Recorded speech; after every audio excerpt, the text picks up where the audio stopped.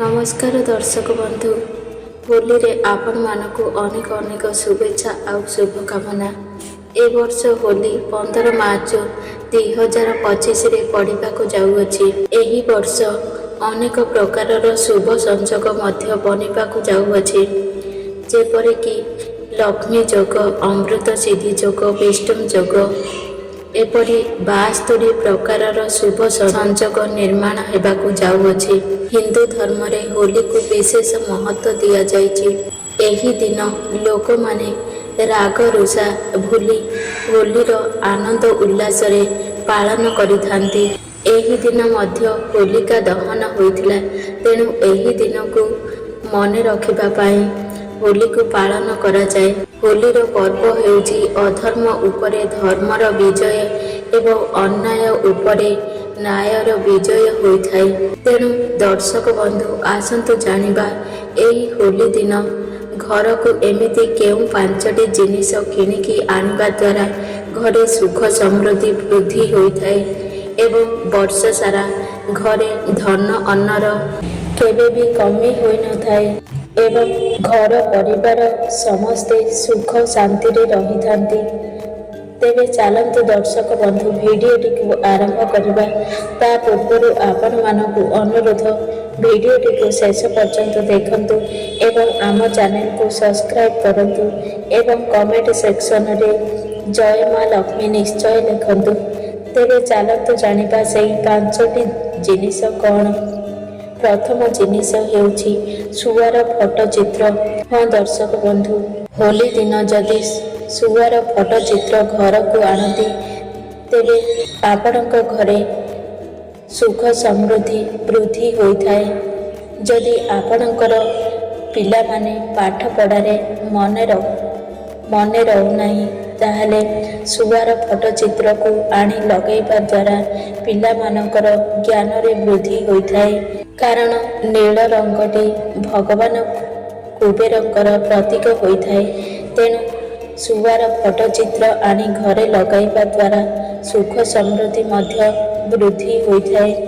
किंतु ध्यान रखिबे सुआर फोटो चित्र उत्तर दिगरे लगाइबे, कारण उत्तर दिगटी शुभ होइथाए। आपणक मनरे प्रश्न उठिथिबो जे केवल होली दिन काहेकि सुआर फोटो चित्र आनिबाकु पड़िबो। दर्शक बंधु, होली एक पवित्र दिन, तेणु एही दिन रे सुआर फोटो चित्र आनिबा द्वारा अत्यंत शुभ होइथाए एवं आपणकर पिला मानकर मध्य मंगल होइथाए। तेबे चलंतु जानिबा द्वितीय जिनिस हेउछि शंख। शंख एक पवित्र जिनिस।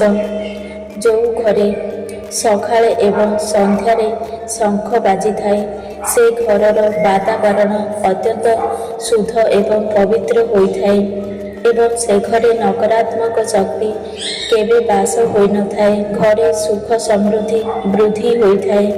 दर्शक बंधु, शंख समुद्र मंथनରୁ उत्पन्न होइथिला। तेणु भगवान विष्णु शंख निज हस्तरे शंख को धारण करिथांती। आहुरी मध्य कुहा जाए शंखरे मां लक्ष्मी निवास करिथांती। तेणु शंख आनिबा द्वारा घर को भगवान विष्णु आसिबा सहित मां लक्ष्मी मध्य आसिथांती। तेणु प्रत्येक दिन घरे शंख बाजिबा द्वारा घरे नकारात्मक शक्ति नष्ट हो जाइथाए एवं सकारात्मक शक्तिर वृद्धि होइथाए एवं घरे केबे भी धन अन्नर अभाव होई न थाए। तेबे चलंतु जानिबा तृतीय जिनिस हेउछि भगवान गणेशंकर मूर्ति। दर्शक बंधु, भगवान गणेशंकु अग्र पूज्य बोली कुहा जाए, कारण जेउ भी मांगलिक कार्य हुए प्रथमे भगवान गणेश को पूजा करा जाइथाए। तापरे कौनसी शुभ कार्य आरंभ होइथाए। तेणु होली दिन जदि गणेशंकर मूर्ति नेइकी आसंती घर को ताहले घर सुख समृद्धि वृद्धि होइथाए एवं समस्त परिवार मानकर मंगल होइथाए। किंतु मने रखिबे भगवान गणेशंकर खंडित मूर्ति को आनिबे नाही। ଏହାଦ୍ୱାରା ଶୁଭ ଫଳ ପରିବର୍ତ୍ତେ ଅଶୁଭ ଫଳ ମିଳିଥାଏ। ଏମିତି ମୂର୍ତ୍ତି ଆଣିବେ ଯେମିତିକି ଭଗବାନ ଗଣେଶ ପ୍ରସନ୍ନ ମୁଦ୍ରାରେ ବସିଥିବେ। ତେବେ ଚାଲନ୍ତୁ ଚତୁର୍ଥ ଜିନିଷ ବିଷୟରେ ଜାଣିବା। ଚତୁର୍ଥ ଜିନିଷ ହେଉଛି ତୁଳସୀ। ଦର୍ଶକ ବନ୍ଧୁ, ତୁଳସୀକୁ ହିନ୍ଦୁ ଧର୍ମରେ ପବିତ୍ର ଏବଂ ବିଶେଷ ମାନ୍ୟତା ଦିଆଯାଇଛି।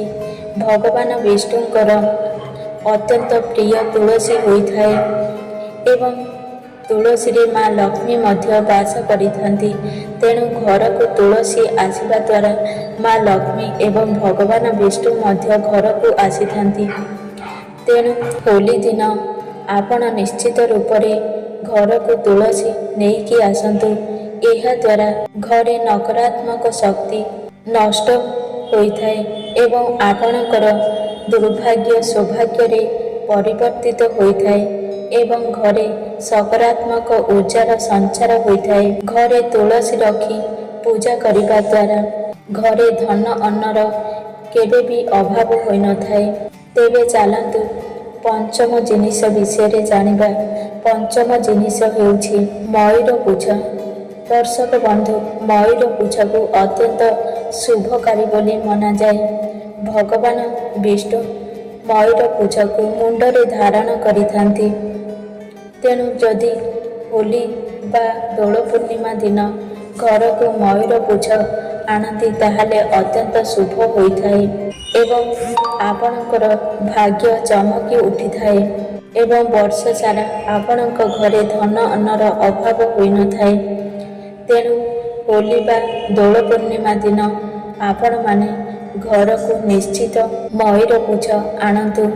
ଏହି 5ଟି ଜିନିଷ ହୋଲି ଦିନ ଯଦି ଆପଣ ଘରକୁ ନିଶ୍ଚିତ ଆଣିବେ ତାହେଲେ ଆପଣଙ୍କୁ ଅତ୍ୟନ୍ତ ଶୁଭ ଫଳ ପ୍ରାପ୍ତ ହୋଇଥାଏ ଏବଂ ଆପଣଙ୍କ ଘରେ କେବେ ବି ଧନ ଅନ୍ନର ଅଭାବ ହୋଇନଥାଏ। ଆପଣ ସଦା ସର୍ବଦା ଖୁସିରେ ଜୀବନ ଯାପନ କରିବେ।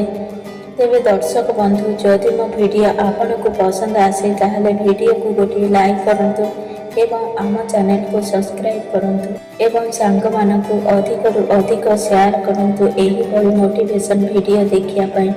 ଜୟ ଜଗନ୍ନାଥ।